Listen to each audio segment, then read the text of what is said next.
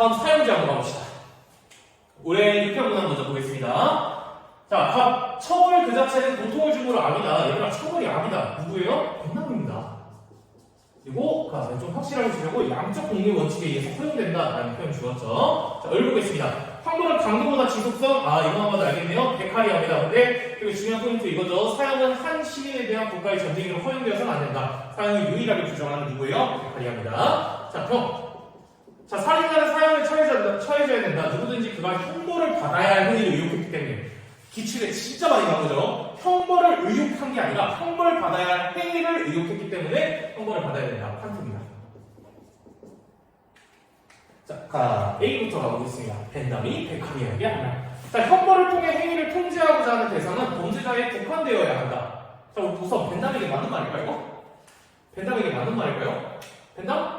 아니? 라고 말해줬죠. 어떤 범죄자의 행위를 억제하는 것뿐만 아니라 그 주변 시민들까지 억제해야 됩니다. 오케이? 일반적인 시민들한테도 효과를 끼쳐야 됩니다. 그래서 범죄자에 국한되어야 된다. 절대 틀려요. 백하리아는 물론 이런 말 하지 않습니다. 구경꾼에게도 영향을 줘야 되잖아요. 그죠? 애초에 강도보다 지속성에 초점을 맞출 이유가 뭐예요? 사람 중심 의혹한 사람들이 보면서 구경꾼들이 내가 저러면 안 되겠다. 이런 생각하게 만들겠다라는 거잖아요. 그죠? 그래서 1번은 틀립니다. 자, B 보겠습니다. B. 백하리아가 벤담에게 할 말이죠. 형벌의 종류와 크기는 사회적 파급 효과를 고려하여 정하여야 함을 강구한다. 자, 형벌의 종류와 크기는 사회적 파급 효과, 어떤 결과적인 효과를 고려해야 된다라는 거죠. 그죠? 백하리아, 벤담 둘 다 공리주의적 입장 아니에요? 그럼 둘 다 이거 맞다고 생각할 말 아닙니까? 그러면 틀린 논지가 되겠죠. 3번 보겠습니다. 형벌은 사회적 촉진을 자, C하고 E 먼저 봅시다. 자, 칸트가 벤담하고 백하리아에게 할 말이에요. 자, 형벌은 사회적 선을 촉진하기 위한 수단으로 가해질 수 없음. 형벌은 사회적 선을 촉진하기 위한 수단으로 가해질 수 없음. 칸트가 이런 말을 하죠. 형벌은 한낱 사회적 선을 촉진하기 위한 수단으로 가해질 수 없다라는 표현 꼭 기억을 하시기 바랍니다. 칸트는 할 수 있는 말입니다. 왜? 칸트 형벌의 목적 뭐예요? 공적 정의 실현입니다. 공적 정의 실현은 어떻게? 응부적 정의 실현. 칸트는 오로지 공적 정의 실현, 곧 응부적 정의 실현에 위해서만 형벌이 가해져진다라고 이야기를 합니다. 자, 근데 이 둘은 사회적 선을 촉진하기 위한 수단, 형벌 맞죠? 그죠? 사회적 선을 촉진하기 위한 수단이니까 그래서 둘은 아닌데 하고 부정할 말이기 때문에 답은 3번이 되겠네요. 자, 4번 봅시다. 선생님이 실수로 지금 설명하다가 포인트를 놓쳤는데요. 자, 이거 문제 풀기 전에 항상 주어를 체크하는 습관을 들이시다. 형벌. 4번만 사형이다. 5번은 형벌. 자, 주어를 꼭 체크를 하세요. 왜? 형벌이냐 사형에 따라서 내용이 환희하게 달라질 수 있기 때문입니다. 특히 사형을 주어로 쓰고 있어. 그러면 이거 백하리아하고 낚시하니까 꼭 조심하시기 바랍니다. 사형? 이런 표현이 나오면 낚싯대를 던지고 있거나 이렇게 생각하셔도 괜찮습니다. 3번 보겠습니다. 사형은 D. 백하리아를 선택해야 하나요? 사형을 통해 지속적으로 공포 인상을 주어 범죄를 예방해야 한다. 지속적으로 공포 인상을 주어 범죄 예방해야 된다. 백하리아 입장에서 지금 같지 않아요? 주어가 뭐야? 사형. 백하리아 사형 찬성에 반대합니다. 그래서 이거는 X죠, 그죠? 자, 사형을 통해 공포 인상을 주어 칸트도 동의하지는 않을 겁니다. 공포 인상을 주어. 자, 응부적 정의 실현입니다. 오지. 자, 5번. 형벌로부터 초래되는 해악. F죠. 벤담이 칸트에게 할 말. 형벌로부터 초래되는 해악은 형벌을 부과할 때 고려해야 할 사항이 아니다. 얘들아, 형벌로부터 초래되는 해악은 벤담 고려해야 돼, 안 해야 돼요? 고려해야 됩니다. 그러면 칸트는 근데 이거 고려할 사항 아니죠? 그죠? 그냥 공적 정의 실현, 이거 응부적 정의 실현하고 있냐? 이것만 확인하면 되죠, 그죠? 그래서 4번, 5번 둘 다 아니고 정답은 3번이 되겠네요. 그죠? 왜? 뭐를 강구한다. 이런 비판이 성립하려면 얘는 하는 말이어야 되고 얘는 하면 안 되는 말이니까. 오케이? 이해되니? 부평 한번 봅시다. 형벌은 동등성의 원리에 따라서 내려져야 된다. 동등성의 원리? 사형은 살인에 대한 최상의 그냥 왕자이다. 살인 찬성하고 있는 것 같고요. 정의가 선언적으로 경험하지 않았고 그리고 정초된 보편적인 법칙들에 따라 의혹하는 바이다. 답은 칸트네요. 자, 봅시다. 형벌은 시민의 이익을 집행되어야 된다. 이익? 사형은 정말 유용하고 정당한가? 라고 묻고 있죠, 그죠? 사형 좋다고 싫다고? 싫다는 얘기 하려는 것 같아요. 자, 사형은 더 유용하다고 판단되고 한 사람의 시민에 대해서 벌이는 전쟁이다. 이 부분 이제는 외워놓기 바랍니다. 백하리아의 고유 표현입니다. 백하. 자, 형벌은 사회에 해악을 끼치는 모든 위법행위를 막는 것에 목적을 둔다. 형벌의 가치는 어떠한 경우에도 위법행위에서 얻는 이득의 가치를 능가하기에 충분해야 된다. 공리주의적 관점이네요. 근데 베카리아 나왔으니까 누구뿐이야? 벤다뿐이죠. 자, 주어 한번 확인해 보겠습니다. 살인인지 사형인지 형벌인지 그런 얘기 하고 있지 않은 것 같아요. 그죠? 그리고 이런 경우는 그냥 풀어도 됩니다. 자, 갑 먼저 봅시다. 칸트. 자, 1번 별표 한번 쳐볼게요. 살인범은 살인을 의욕한 자로서 어떠한 인격성도 지닐 수 없다. 이거 선생님이 정말 너무너무 강조를 했는데요. 자, 얘들아. 사람에게 인격이 두 개가 있습니다. 칸트는 인격성이 두 가지가 있다고 해요. 시민적 인격성과 생득적 인격성이 있습니다. 오케이? 자, 살인범 혹은 그 살인에 동조한 사람은 어떤 법정으로부터 사형 선고를 받음으로써 시민적 인격성을 상실해요. 근데 내 생득적인 인격성은 남아있어요? 없어요? 남아있는 겁니다. 이 부분 올해 EBS에 굉장히 강조하고 있어요. 꼭 기억을 해주시기 바랍니다. 그러면 시민적 인격성을 상실했는데 생득적 인격성을 가지고 있으니까 살인범은 살인을 의욕한 자로서 어떠한 인격성도 지닐 수 없다. 이거 틀린 선출구나 우리가 알 수가 있겠습니다. 왜? 생득적 인격성은 가지고 있으니까요. 자, 2번. 일반 시민이 법을 두려워하지 않고 형벌을 집행해야 된다. 베카리아 그죠? 법을 두려워하지 않으면 지켜? 아니죠, 그죠? 종신노역형 애초에 왜 해요? 사람들이 그거 보면서 지속적인 인상, 지속적인 공포심을 갖도록 하는 거잖아요, 그죠? 그렇기 때문에 X들 3번. 공동체의 해악을 방지한다면 형벌 그 자체는 악이 아니라 선생님 이거 맞는 것 같아요 라고 생각할 수 있겠지만 베카리아가 아니라 벤담에게 형벌은 무조건 악입니다. 어떤 경우에는 악이에요. 다만 정당화될 수 있는 필요 악일 뿐입니다. 오케이? 자, 그래서 이것도 X입니다. 자, 4번. 공적 정의는 만인의 행복에 영향을 미치는 방식일 뿐이다. 자, 일단 칸트 가지고 생각을 해볼게요. 만인의 행복에 영향을 미치는 방식? 행복하고 관계 있어요? 없어요? 칸트? 없습니다. 오직 의무적 정의 실현이에요. 자, 을과 병. 범죄자에게 가능한 한 적은 고통을 주는 동시에 범죄 억지를 받는 형벌은 허용될 수 있다. 당연히 답이 맞겠네요. 왜? 베카리아와 벤담은 둘 다 공리주의적 입장이니까요. 오케이? 자, 넘어갑시다. 자, 사형제와 관련해서는 지금 강조하고 싶은 건 딱 하나밖에 없습니다. 뭘 강조하고 싶냐? 이 부분입니다. 아까도 이야기했지만 시민적 인격성과 생득적 인격성입니다. 오케이? 살인을 한 사람뿐만이 아니에요. 살인에 어떤 동조한 사람들 혹은 어떤 살인을 이제 요구한 그런 사람들, 이런 사람들은 법정으로부터 사형을 선고받음으로써 시민적 인격성을 상실해요. 근데 뭐는 가지고 있다고? 생득적 인격성은 가지고 있다고. 오케이? 모든 인격을 상실한 게 아니라는 거 꼭 기억을 해주시기 바랍니다. 자, 다음은 환경윤리입니다. 환경윤리. 자, 우리 6편 문항부터 한번 봅시다. 자, 갑. 어떤 존재가 고통과 즐거움을 경험할 수 있는 능력이 있는지 없는지는 우리가 그 존재들 이익에 관심, 고통과 즐거움, 누굴까요? 싱어입니다. 자, 을. 자, 동물은 비록 이성은 없을지라도 살아있는 피조물을 고려할 때 동물을 폭력적으로 잔인하게 다루는 것은 인간 자신에 대한 의무를 벗는 것이다. 인간이 동물에 관한 의무를 가지고 있어요. 동물을 좀 너무 학대하고 그러진 않아야 되는 의무를 가지고 있는데 그건 왜 뭐 때문이야? 인간의 자기 개발에 대한 의무, 인간 자신에 대한 의무, 동정심을 개발할 의무 이런 걸 저버리는 거, 이런 부분을 저버리는 것일 수 있기 때문에 동물에게 좀 친절하게 잘 대해줘야 된다라고 이야기하는 칸트입니다. 병. 자, 돼지의 레오폴드입니다. 자, 가봅시다. 자, 갑은 싱어, 을은 칸트, 병은 레오폴드입니다. 자, 기억부터 봅시다. 얘들아, 환경윤리에서 실수 안 하려면, 환경윤리에서 실수를 하기엔 좀 뭐하고, 좀 정확하게 풀려면, 잘 풀려면, 이 셋의 그 개념들을 모두 판단해야 됩니다. 선지 가지고 세 명의 입장을 모두 판단을 하세요. 특히 이런 벤다이어 같은 문제는요. 자, 기억 먼저 봅시다. 동물에 대한 인간의 행위는 공리 원리의 근거입니다. 자, 이거 2021 수능에 나왔던 선지거든요. 거의 비슷하게 나왔던 선지거든요. 자, 이 셋 중에 공리주의자 누구뿐이요? 싱어뿐입니다. 그래서 공리 원리 근거입니다. 싱어만 동일한 선지네요. 이거 쉽게 해결이 되죠? A는 뭐예요? 동그라미네요. 싱어만의 입장입니다. 자, 이거 봅시다. 모든 동물에게 별표 한번 칩시다. 별표 한번 치고 이 모든이라는 표현 꼭 집중해볼게요. 모든 동물에게 인간과 동등한 도덕적 지위를 부여하는 것은 옳지 않다. 얘들아, 이거 싱어가 좀 생각을 해봅시다. 싱어가 도덕적 지위를 갖는다 혹은 도덕적 고려가 필요하다라고 하는 동물은 어떤 동물이요? 쾌고 감수능력을 지닌 동물입니다. 오케이? 모든 동물하고 달라요. 오케이? 왜? 모든 동물이라고 하면 진짜 모든 동물인데 싱어는 페류, 조개 같은 거 있죠? 어페류.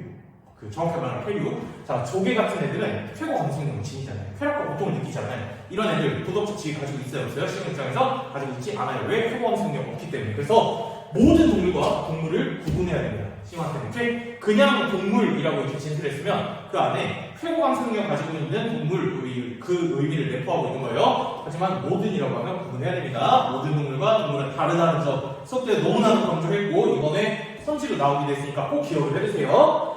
자, 싱어 모든 동물에게 인간과 동등한 도덕적 지위 부여하는 건 옳지 않겠죠. 최고강 능력 지닌 애들만이니까. 칸트도 동물에게 도덕적 지위 부여하는 건 옳지 않아요. 왜? 이성적 존재자만이 도덕적 지위를 가질 수 있으니까요. 자, 레오폴드는 자연 안에 있는 모든 생물, 무생물들이 동등한 도덕적 지위 가질 수 있다고 바라봅니다. 동등한 도덕적 지위를 가지고 있다고 바라봅니다. 자, 그래서 이번은 D적 칸트만의 입장이니까 틀린 건지는요. D가 봅시다.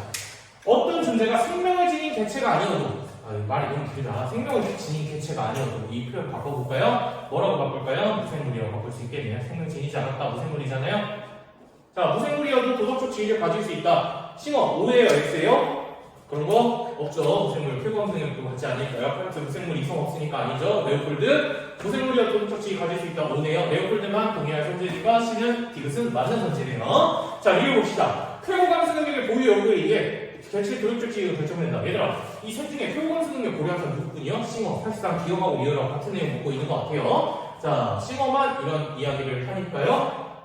싱어만 맞고 나머지는 다 틀렸겠네요. 그러면 디귿가 아니죠, 그죠? 여기도 싱어의 공통점이니까 틀린 선지 답은 기억 디귿 1번입니다. 자, 근데 우리 이 부분 한번 포인트로 잘 기억을 해봅시다. 이거 싱어가 아니라 레번에게도 동일합니다. 레번도 그냥 동물이라고 하면 삶의 주체인 동물이에요. 오케이? 근데 모든 동물이라고 하면 모든 동물에게 도덕적 지위를 갖는다라고 하면 틀립니다. 오케이? 이거 싱어로 출제가 됐지만 레번으로 바뀌어도 어떠한 이상도 없이 똑같이 생각하셔야 됩니다. 알겠죠? 이 부분 포인트니까 잘 기억을 해주세요. 모든이라는 표현, 생명에서 모든, 만 이런 표현을 하면 그런 것들은 내가 지금 평가하는 사람이 대놓고 낚싯대를 던지고 있구나. 내가 좀 조심해야겠다. 물고기가 되지 않게 해서 조심해야겠다. 라는 생각 하시기 바랍니다. 자, 구평 보겠습니다. 컵 먼저 볼게요. 생명 공동체의 온전함, 아름다움의 보존. 온화나 누구예요? 레오폴드입니다. 선생님 너무 환경윤리 재심은 대충 보시는 거 아니에요? 네, 환경윤리는 대충 봐도 괜찮습니다. 환경윤리는 썼던 지식은 또 쓰고 하기 때문에 괜찮습니다. 자, 생명체는 목적론적 삶의 중심으로서 누구예요? 테일러입니다. 목적론적 삶의 중심 테일러. 생명 공동체를 구성하는 개체들의 권리를 존중한다면 그 공동체는 보존될 것이다. 삶의 주체 누구예요? 레번입니다. 네, 제시문 선생님이 말실수가 약간 한 것 같은데요. 대충 보지 마세요. 알겠죠? 네. 4. 레오폴드. 자, 테일러. 병은 레번입니다. 자, 기억 먼저 봅시다. 자, 인간이 생명 공동체에 개입하는 것이 정당화되는 경우일까요? 이따 우리 생명 공동체라는 단어 바꿔놓으면 좋을 것 같아요. 자, 생명 공동체는 우리가 일반적으로 인간, 동물, 식물까지 생명이 있는 애를 얘기합니다. 이 생명 공동체라는 표현을 쓴 사람이 테일러하고 레오폴드가 있는데요. 직접적으로 쓴 사람이 레오폴드에게 생명 공동체는 강물, 토양 이런 모든 걸 포함합니다. 무생물까지 포함한 거예요. 오케이? 테일러는 우리가 그냥 일반적으로 생각하는 생명 공동체, 인간, 동물, 식물까지입니다. 오케이? 이 부분 어떤 이걸 알아야만 내가 선지 판별이 되는 그런 문화를 평가원에서 출제한 적이 없거든요. 근데 둘이 생명 공동체 같은 용어를 다른 개념으로 사용한다는 점은 기억을 한번 해두기 바랍니다. 자, 봅시다. 자, 레오폴드는 무생물까지 포함이죠. 인간이 무생물에 포함한 생명 공동체, 자연에 개입하는 게 정당화되는 경우가 있다. 뭐예요? 있어요? 누구나 당연하게 옵니다. 왜? 자, 레오폴드 별명이 뭐라고요? 반비킬러. 오케이? 자, 생태계 전체의 어떤 온전성, 안전성, 아름다움에 대해서 개별 개체가 너무 많아서 환경이 파괴되고 있어. 그러면 사냥해. 이렇게 이야기할 수 있습니다. 자, 테일러. 자, 인간이 생명 공동체에 개입하는 것이 정당화되는 경우입니다. 그냥 개입하는 거, 간섭하는 거 아니에요? 테일러는 불간섭의 의무를 위반하니까 이거 X겠네요? 이렇게 생각하면 된다, 안 된다? 안 된다고 얘기했습니다. 왜? 테일러가 도덕적 행위자의 의무를 주장하는 것, 특히 그 불간섭의 의무를 주장하는 것, 궁극적으로 뭐 때문이야? 자연 존중의 태도 때문이야. 너에게 도덕적 행위자한테 인간에게 자연 존중의 태도를 보여주세요 하는 거란 말이야. 오케이? 그걸 위해서 다른 의무들은 조건부 의무가 될 수 있어요. 무조건적 의무가 아니라 모든 상황에 지켜야 되는 의무가 아니라 요구될 수 있는 거예요. 예를 한번 들어볼게. 그 자연에서 되게 다친 어린 사슴이 있어. 얘를 자연 존중의 태도로 치료해서 돌려보내는 거. 이거 어떻게 보면 그냥 대충 봤을 때는 이거 자네 간섭한 거니까 안 좋다라고 생각을 할 수 있겠지만 아니라고. 내가 자연 존중의 태도를 가지고 그런 행동을 했으면 정당화될 수 있다고. 무조건적으로 지켜야 되는 칸트 같은 그런 의무가 아니라고요. 그래서 개입하는 거 정당화될 수 있습니다. 마찬가지로 우리 선생님이 이야기했잖아요, 그죠? 어떤 테일러 곰이 이렇게 덤벼들어. 곰이 나한테 덤벼들어. 인간한테 덤벼들어. 그러면 나의 기본적인 이해관계야. 곰의 기본적인 이해관계, 생존이라는 그 이해관계가 충돌하는 거죠, 그죠? 그런 상황에서 내가 곰을 죽여야 되지 않을까요? 그런 거 간섭하는 거 아니야? 개입하는 거 아니야? 네, 이런 거 정당화될 수 있다고 이야기를 했습니다. 자, 4번 봅시다. 생명 공동체, 인간, 동물, 식물이죠, 그죠? 4번, 인간이 식물한테 개입하는 거 당연히 정당화 되니까 답은 없네요, 그죠? A만 해당하는 거니까 틀렸습니다. 자, 니은 봅시다. 어떤 생명체와 비교하든 인간이 본질적으로 우월하지는 않다. 얘들아, 어떤 생명체, 인간, 동물, 식물과 비교를 하든 인간이 본질적으로 우월하지는 않다. 자, 레오폴드 먼저 봅시다. 인간이 본질적으로 우월하지? 않죠, 레오폴드 입장에서, 그죠? 자, 니은, 테일러 봅시다. 어떤 생명체와 비교하든 인간이 본질적으로 우월하지 않습니다.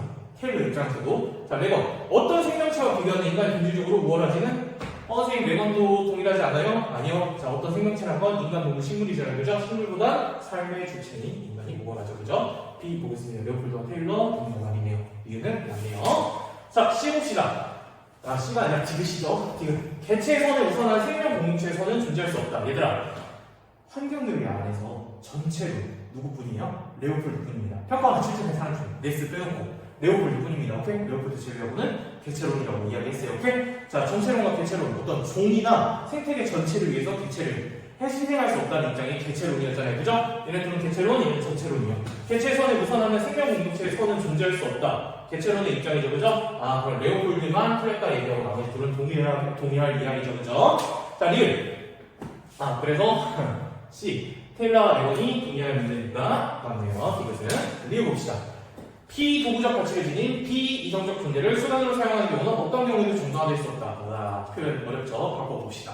자, 비도구적 가치를 내재적 가치 혹은 목적적 가치로 바꿔봅시다. 그리고 비이성적 존재, 자연 안에서 이성을 가지지 않은 존재 누구뿐이요? 누구 있어요? 이성 가진 사람은 인간밖에 없으니까 동물, 식물, 무생물 얘네가 다 비이성적 존재겠네요, 그죠? 내재적 가치 혹은 목적적 가치를 지닌 동물, 식물, 무생물이죠, 그죠? 자, 봅시다. 레오폴드 먼저 볼게요. 자, 내재적 가치를 지닌 비이성적 존재. 레오폴드에게 내재적 가치 지닌 애들은 동물, 식물, 무생물이네요, 그죠? 얘네들을 수단을 사용하고 어떤 경우에 정당화될 수 있죠? 있습니다. 왜? 레오폴드 생태계 전체 온전성, 아름다움, 온전성, 안전성, 아름다운 보존을 위해서 무슨 일이든 할 수 있는 사람이에요. 아주 굉장한 사람입니다. 때문에 X고요. 자, 테일러 봅시다. 목적적 가치를 지닌 비이성적 존재. 동물, 식물뿐이죠. 얘네는 무생물을 가치를 지닌다고 보지 않으니까요. 내적 가치 지닌다고 보지 않으니까요. 근데 수단을 사용하는 거 정당화될 수 있습니다. 있습니다. 테일러 우선성의 원리. 우선성의 원리 기억하세요. 네.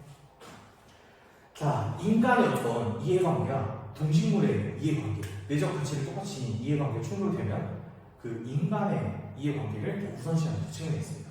우선성을 꼭 잘 들여다보세요. 대신에 내가 어떤 나의 기본적 이해관계나 어떤 나의 부차적인 이해관계인데 문명 발전에 있어서 꼭 필요하다라고 하는 경우 얘를 이렇게 침해할 수 있어요. 얘를 수단으로 이용할 수 있어요. 그런 경우에는 꼭 뭘 해줘야 된다? 보상을 해줘야 된다. 선생님이 여러분한테 남들이 부평 분석집에 내용 엄청 길게 해서 실어놨거든요. 길게까지 아니고 한 페이지를 이렇게 실어놨거든요. 꼭 한번 체크하고 넘어가세요. 구평에 처음으로 그 우선성의 원리에 대한 부분을 깊게 물어보았거든요. 알아야 풀 수 있는 거 물어봤으니까 꼭 체크하고 가세요. 알겠죠? 자, 그래서 얘네는 정당화될 수 있습니다. 테일러에게도. 자, 레건 봅시다. 자, 레건도 비도구적 가치를 지닌, 내재적 가치를 지닌 비이성적 존재, 동물밖에 없네요. 그죠? 얘를 수단으로 사용하는 어떤 경우에는 정당화될 수 없다. 정당화될 수 있습니다. 레건은 직접적으로 뭘 예시로 들어요? 맹인 안 맹인 예시로 듭니다. 레건은 의무론적 입장은 칸트를 계승하잖아요. 칸트랑 똑같다고 이야기했습니다. 내가 얘를 수단으로 대하더라도 얘를 목적으로서 대우하면 언제나 동시에 목적으로서 대우하면 그거 정당화될 수 있는 거예요. 자, 그래서 답은 니은 디귿이니까요. 답은 3번입니다. 자, EBS 정리 봅시다. 자, 첫 번째. 자, 자, 수능 완성에서 뭐뭐에 관한 의무, 뭐뭐에 대한 의무를 구분하고 있습니다. 얘들아, 뭐뭐에 관한 의무는 뭐예요? 뭐뭐에 관한 의무, 얘는 뭐예요? 간접적 의무입니다. 얘는 뭐뭐에 대한 의무는 직접적 의무입니다. 오케이? 동물에 대한 의무, 한택의 동물에 대한 의무 이런 표현 성립할 수 있다 없다? 없다. 왜? 동물에 관해서는 간접적 의무만을 가질 뿐이에요. 결과적으로 누구를 위한 의무야? 그건 궁극적으로 나를 위한 의무로 포함될 수 있는 거예요. 오케이? 인간에 대한 의무로 포함될 수 있는 거예요. 오케이? 자연에 대한 의무 이런 표현 당연히 성립할 수 없어요. 언제나 간접적 의무는 관한 의무라고 표현을 해야 됩니다. 그 부분 꼭 구분하시고요. 자, 두 번째, 싱어래가 동물 자원 이용입니다. 얘들아, 싱어는 공리주의잖아요. 항상 정해진 거, 공리 원칙 말고 다른 거 있어 없어? 없어요. 자, 싱어 입장에 동물 자원 이용 허용될 수 있습니다. 동물에게 엄청 최소의 고통을 가져다 주는 대신에 되게 큰 이익을 가져다 주는 경우, 이런 경우는 동물 자원 이용 허용될 수 있고 같은 논리로 동물 실험 허용될 수 있습니다. 하지만 레버에게 동물 자원 이용은 절대 허용되지 않습니다. 오케이? 동물 실험도 마찬가지로 절대로 허용되지 않습니다. 자, 3번 봅시다. 테일러의 자연 존중의 태도입니다. 이거 아까 이야기했었는데요. 테일러가 궁극적으로 인간에게 도덕적 행위자에게 보여달라고 하는 건 뭐예요? 자연 존중의 태도입니다. 오케이? 자연 존중의 태도를 이거에 입각한 태도라면 어떤 다른 의무, 요구하는 거 좀 허용이 된다는 거, 얘네들은 조건부의 의무라는 거 꼭 강조하고요. 여기에는 팀이 놓지 않았지만 꼭 그 우편 무적집에 테일러 우선성에 우리 꼭 확인하고 얘네들 다 외울 필요는 없지만 꼭 제발 이해하고 들어가세요. 알겠죠? 이해하고 들어가세요. 자, 가봅시다. 마지막 사회계약론 파트입니다. 사실 이 사회계약론 파트 선생님이 계속 심상치 않다고 이야기했잖아요. 올해 EBS에 너무 깊은 내용들을 읽고 특히 벌써 안 되는데 이 생각이 들 정도로 많은 내용을 듣고 있었는데 이제는 사회계약론 킬러로 가야 된다고 이야기했습니다. 꼭 사회계약론 깊게 정리하고 들어가세요. 알겠죠? 답을 사상가들 중 적어도 한 사람이 부정에 대답을 할 질문이네요. 적어도 한 사람 한 명만 부정해도 맞는 답이 된다는 얘기입니다. 한 번 더 봅시다. 자연 상태에서 인간은 경쟁, 불신, 공명심 때문에 분쟁이 발생한다. 이런 전쟁 상태, 자연 상태를 전쟁 상태로 바라보는 누구예요? 없습니다. 자, 을 봅시다. 자연 상태에서 있는 생명, 자유, 재산, 소유의 권리를 보호하기에 입법부를 구성해 자연 상태의 법, 그리고 공통의 재판관, 무사 공평한 재판관, 공통의 법률, 그리고 집행할, 집행 권력 이런 게 없으니까 사회 계약을 맺는다. 누구예요? 로크입니다. 로크. 그러나 입법부가 자율권을 보호하지 못하면 시민들은 실탁을 처리할 수 있다. 폭력혁명으로 정부 교체할 수 있다. 인민정화권 행사할 수 있다. 얘기하는 로크입니다. 자, 기억 봅시다. 공권력이 형성된 이후에 자율권 보호는 개인만의 책임인가? 공권력이 뭐예요? 공적인 권력, 정부, 국가 이런 거 의미하는 겁니다. 자, 공권력이 형성된 이후에 자율권 보호 개인만의 책임? 아니죠. 왜? 자연 상태에서 개인들은 내 자율권 보장이 불안하잖아. 그죠? 홉스 같은 경우는 자율권 중에 자기보존권 이게 보장이 불충분하고 로크 같은 경우는 생명, 자유, 재산에 대한 권리, 소유권이 보장이 불확실하기 때문에 사회 계약을 맺는 거잖아요. 그럼 책임 누구한테 있어? 국가한테 있는 겁니다. XX 답은 기억 맞네요. 자, 정부에 의한 시민의 재산권 침해는 정부 현실의 근거가 되는가? 얘들아, 로크 직접적으로 인민 저항권 행사해서 정부 교체할 수 있죠. 그죠? 그래서 로크에게는 옵니다. 그런데 홉스 정부 해체에 대해서 말해야 하나요? 안 합니다. 정부 해체에 대해서 인민 저항권은 사회 계약론자 중에 유일하게 폭력혁명을 통해서 정부를 교체해야 된다라고까지 이야기하는 사람은 로크밖에 없습니다. 오케이? 자, 특히 홉스 같은 경우는 자기 보존과 관련된 권리를 국가에다가 양도하지 않기 때문에 국가가 자기 보존을 포기해라, 나의 생명을 포기해라 하는 그런 명령을 내렸을 경우 거기에 대해서 이제 불복할 수는 있다라고 바라보지만 직접적으로 그것 때문에 정부를 해체해라, 국가를 해체해라 이렇게 바라보지는 않는다는 점. 자, 뒤로 봅시다. 국가의 권위에 복종해야 할 의무는 계약의 토대를 두는가? 자, 둘 다 사회계약론자죠. 동의와 계약을 통해서 사회가 형성되었다라는 입장이기 때문에 둘 다 옵니다. 그래서 니은 갖고 뒤는 틀리죠. 자, 니은 봅시다. 인간은 자연 상태에서 이성의 능력을 발휘하여 계약을 하는가? 자, 홉스, 로크 둘 다 어떤 자연법이 내 자연법 보호에 대한 어떤 명령들을 내리죠, 그죠? 그걸 내가 이성을 가지고 인식해서 사회 계약을 맺잖아요. 이렇게 하면 안 되겠다, 이거 너무 불편하다 해서 계약을 맺고 사회 상태를 이행을 하잖아요, 그죠? 자, 그렇기 때문에 둘 다 이성의 능력 발휘하는 거 맞습니다. 그래서 둘 다 5니까 틀렸겠네요. 답은 기억님 1번이에요. 자, 국평하고 봅시다. 자, 한 번 더 볼게요. 자, 국가는 자기 완결적 조직으로서 최우선을 추구한다. 국가는 최우선을 추구해? 자기 완결적 조직이야? 아리스토텔레스입니다. 국가의 일부 아니면 짐승 아니면 신이다. 이 부분 EBS 연결하고 했습니다. 자신이 꼭 잘 기억하세요.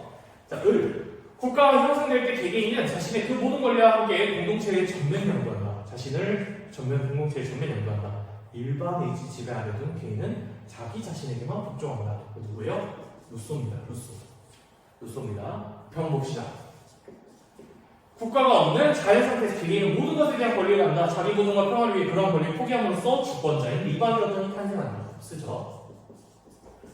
자, 이 부분 잘 이해 안 될까 한 번 더 설명을 합니다. 일반 의지의 지배 아래 둔 개인은 자기 자신에게만 복종한다. 얘들아, 일반 의지가 뭐야? 공공선에 향한 의지입니다. 공공선에 향한 의지야. 오케이? 그 일반 의지 누구로부터 나오는 거야? 나. 시민들의 의지 중에서 공공선을 향한 의지만을 모은 거. 그게 일반 의지입니다. 오케이? 그러면 일반 의지에 따라 국가가 운영돼야 된다는 건 결국 누구의 의지에 따라서 운영돼야 된다는 거야? 나의 의지. 왜? 일반 의지 누구로부터 나오는 거니까? 나로부터 나오는 거니까 일반 의지에 따라 국가 운영하는 건 결국 나의 의지에 따라서 운영이 되는 겁니다. 오케이? 그럼 난 누구에게 복종하는 거야? 일반 의지에 복종하는 거니까 일반 의지는 또 누구로부터 나오는 의지야? 나에게서부터 나오는 의지입니다. 오케이? 그러면 자기 자신에게만 복종한다라는 표현 이해돼요? 오케이? 결국 일반 의지에 복종하는 건 나의 의지에 복종하는 거니까. 오케이? 이거 잘 기억해주세요. 오케이? 이렇게 이해를 해주셔야 됩니다. 루소가 조금 추상적이잖아요. 자, 답은 아리스토텔레스. 자, 을은 루소. 병은 없습니다. 자, 가봅시다. A부터. 자, 공공의 이익에 입각하여 국가가 운영되어야 함을 강조한다. 자, 공공의 이익에 입각해서 국가가 운영되어야 된다. 자, 아리스토텔레스. 당연히 맞죠? 아리가 할 말 맞죠? 자, 루소. 이거 부정할까요? 루소 똑같이 이야기합니다. 왜? 일반 의지에 따라서 국가가 운영되어야 되는데 일반 의지는 무슨 의지다? 공공선에 향한 의지다. 그렇기 때문에 5에서 답을 이거는 1번으로 드릴 수가 없겠네요. 자, B2 봅시다. B. 루소가 아리스토텔레스에게, 홉스가 아리스토텔레스에게 할 말이죠. 자, 인간은 국가 안에서 행복한 삶을 살 수 있음을 강조한다. 인간은 국가 안에서만 행복한 삶을 살 수 있다. 루소와 홉스가 할 수 있는 말일까요? 모르겠어요. 이런 말 했나? 쌤도 잘 모르겠습니다. 자, 근데 아리스토텔레스를 가져볼게요. 인간은 국가 안에서 행복한 삶을 살 수 있다. 아리스토텔레스는 이런 말 하잖아요. 그죠? 행복은 어디서 나시는데? 최고의 공동체. 국가 안에서만 쓰면 되잖아요. 그죠? 아리스토텔레스 할 말이니까, 내가 했던 말인데 비판을 들을 이유가 없죠. 아리스토텔레스 입장에서는 이건 틀렸습니다. 3번. 국가 구성원의 생명권 보장이 국가의 목적임을 강조한다. C죠. 홉스, 루소입니다. 생명권 보장이 국가의 목적이다. 둘 다 자연권 보장이 국가의 목적이에요. 그죠?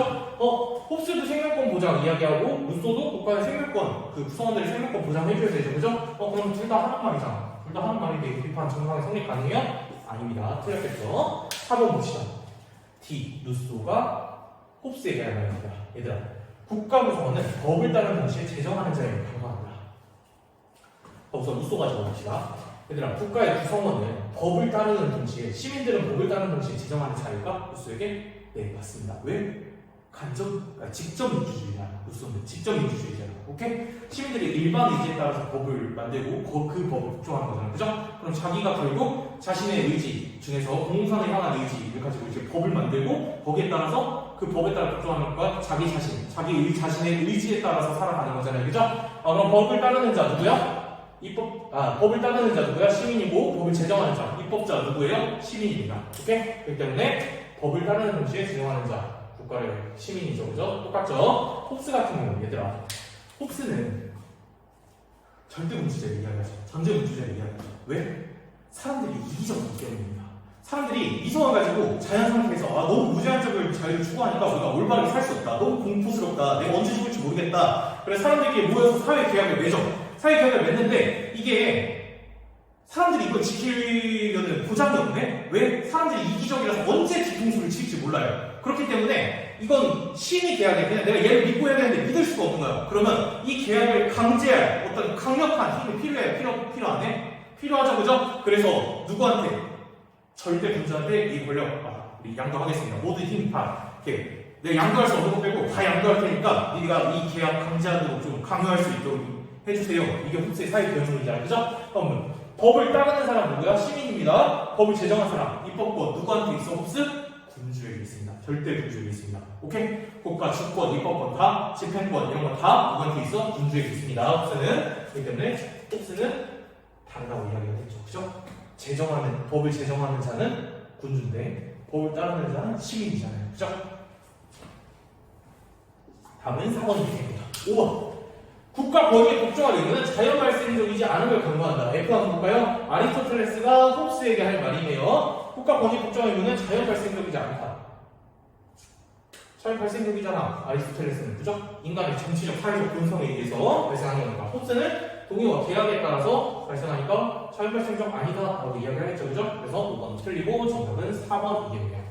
자, 사회계약론 EBS 내용 한번 정리합시다. 사회계약론은 EBS 내용, 사회계약론은 EBS 내용뿐만 아니라 윤사에서 좀 자주 나온 기출도 정리해왔습니다. 왜냐면 윤사랑 생윤이 그 사회계약론 파트가 완전히 겹쳐요. 완전히 겹치기 때문에 이 윤사에서 자주 나오는 게 실제로 생윤에서 출제되려는 조짐이 많이 보이고 있고 EBS에도 그런 것들이 많이 실려있기 때문에 그런 것들 가져와 봤습니다. 자, 1번 홉스. 만인이 만인과 투쟁하고 있는 자연 상태는 부정이만이 존재한다. O일까요? X일까요? X입니다. 왜? 얘들아, 홉스의 자연 상태는 무도덕 상태입니다. 오케이? 정의, 부정의, 선, 악 이렇게 뭐 있어 없어? 없습니다. 오케이? 자, 이 부정이라는 표현은 되게 부정이. 오케이? 이해되니? 이거 진짜 문사에서는 홉스만 나방을 물어보는 그 문항이 있어요. 오케이? 이거 아직 생년에서 출제된 적 없으니까 꼭 잘 알아두세요. 알겠죠? 매우 중요합니다. 두 번째, 로크. 인민정황권과 명시적, 묵시적 동 매우 중요합니다. 오케이? 로크 인민정황권 직접적으로 물어볼 수 있어요. 자, 로크는 어떤 정부가 어떤 권력을 자의적으로 행사해 실탁의 목적에 맞지 않게 행사를 해. 그러면 폭력 혁명으로 그 정부 교체할 수 있어? 없어? 있다는 겁니다. 자, 그리고 명시적, 묵시적 동의 한번 살펴봅시다. 얘들아, 동의를 통해서 우리는 국가 권위에 복종해야 할 의무를 지죠. 그죠? 근데 그거는 명시적 동의든 묵시적 동의든 상관없다. 둘 다 똑같이 우리 정치적 의무가 발생한다라는 겁니다. 명시적 동의는 뭔데? 내가 직접 사인한 거.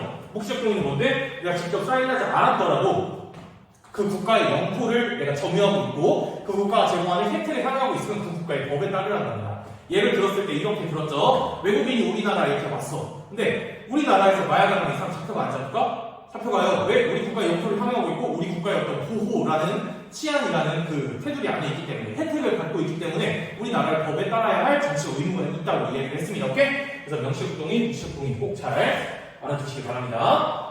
자, 세 번째, 루소, 주권, 양도, 분할, 대표. 이것도 윤사에서 뻔질나게 루소만 나오면 등장하던 개념이었습니다. 주권은 양도, 분할, 대표. 가능하다, 불가능하다? 불가능하다. 오케이? 뭐만 가능하다 모르지? 국가에 대한 대리 집행, 대행만 가능할 뿐이다. 오케이? 양도, 분할, 대표. 막 이런 식으로 나오거든요. 주권은 양도 불가능하나 대표될 수 있는가? 뭐 이런 식으로 나오거든요. 꼭 기억해 주시기 바랍니다. 마지막으로, 홉스. 로크, 루소의 주권, 입법권, 집행권 소재지 꼭 기억을 하세요. 지금 정리해 드리겠습니다. 홉스부터 정리해 드릴게요. 자, 얘들아, 홉스, 주권 누구한테 있어? 국가의 주인, 최종적인 권력 누구예요? 군주입니다. 군주. 오케이? 군주예요. 국가에 있어요. 입법권 누구한테 있어? 국가한테 있어. 오케이? 집행권, 뭐 처벌권을 포함한 집행권, 법을 집행하는 거 누구한테 있어? 군주한테 있습니다. 셋 다 군주한테 있어요. 홉스는. 자. 로크 정리합시다. 자, 로크 얘들아, 로크 간접민주주의죠. 대의정치적이죠. 간접민주주의. 자, 주권 국가의 주인 누구예요? 로크 시민이에요. 시민. 로크에게는 주권은 시민한테 있어요. 오케이? 자, 네, 입법권 누구한테 있어? 이거 좀 헷갈려요. 입법권 누구한테 있어? 입법부에 있습니다. 입법부 정부한테 있습니다. 오케이? 왜? 시민들이 그 법을 지금 자연 상태에 불편했잖아. 법이 없고 무사공평한 재판관이 없고 그걸 집행할 권력이 없어 불편하니까 동의해가지고 정부를 형성한 다음에 그걸 맡긴 거잖아. 법 잘 만들어주세요 하고 맡긴 거잖아. 오케이? 그렇기 때문에 입법권 누구한테 있다? 입법부에 있다. 자, 집행권 누구한테 있어요? 이것도 정부에 있습니다. 오케이? 처벌권 다 정부에 있어요. 자, 다음 루소 봅시다. 루소는 직접 민주주의죠. 자, 루소 주권 누구한테 있어요? 시민한테 있습니다. 주권 시민한테 있어요. 자, 입법권 누구한테 있어요? 시민한테 있습니다. 직접 민주주의잖아요. 법 만들 때 내 일감인지 나의 의지에 따라서 법 만들어줘야 되죠. 그죠? 자, 그러니까 입법권 시민한테 있습니다. 집행권, 처벌권 누구한테 있어요? 요것만 정부가 대행하는 겁니다. 오케이? 법의 집행만 대행하는 거예요. 오케이? 이해되니 무슨 말인지? 루소 사형제 생각해보세요. 사형 누가 해? 시민들이 하진 않잖아. 그죠? 저는 나쁜 놈이다. 저는 사회개혁을 위반했다고 사형 시민들이 하진 않잖아. 그죠? 정부가 대행하잖아요. 그죠? 집행권, 처벌권 누구한테 있다? 이것만 국가에게 있다라는 거 꼭 우리가 잘 구분을 해두도록 합시다.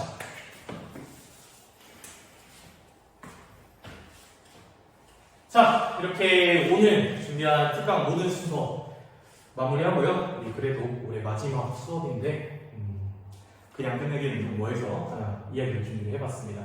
선생님이 좀 좋아하는 말인데요.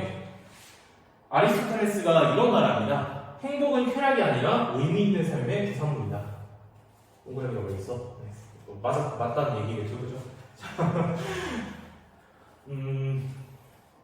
여러분은 이제 초등학교, 중학교, 고등학교를 거치면서 약 12년이 조금 안 되는 그런 시간들을 보내봤을 겁니다. 그 과정에서 많은 이제 내가 쾌락이라고 느낀 것들 많이 미뤄왔겠죠. 뭐 작게는 이런 것들도 해당할 겁니다. 아, 네, 너무 공부하기 싫다, 너무 놀고 싶다 하는데 공부를 해야만 하는 그런 상황도 있었을 겁니다. 하지만 그런 것들은 선생님은 그렇게 생각하거든요. 아, 내가 의미 있는 삶을 만들기 위해서 포기한 것들이다 라고 생각을 합니다. 그거에 대해서 어떻게 보면 일종의 보상을 받아야 하는 여러분의 마지막 통과 의례를 남겨놓고 있는 상황이라고 생각을 합니다. 지금까지 여러분이 살아온 의미 있는 삶의 부산물들이 하나하나 쌓여서 목요일날 그게 행복함으로 남을 수 있도록 선생님이 가진 모든 진심을 다해서 진짜 진심으로 응원합니다. 정말 단 한 명도 빠지지 않고 잘 됐으면 좋겠어요. 지금 끝나고 우리 오늘 얼굴로 다시 만납시다. 자, 고생 많았습니다. 오늘 잘 보라는 말은 참 못하겠고 후회가 남지 않게 내가 가진 모든 거 다 털어놓고 오시기 바랍니다. 그러면 좀 할 것 같아요. 네, 고생 많았습니다. 자, 수능 끝나고 봅시다.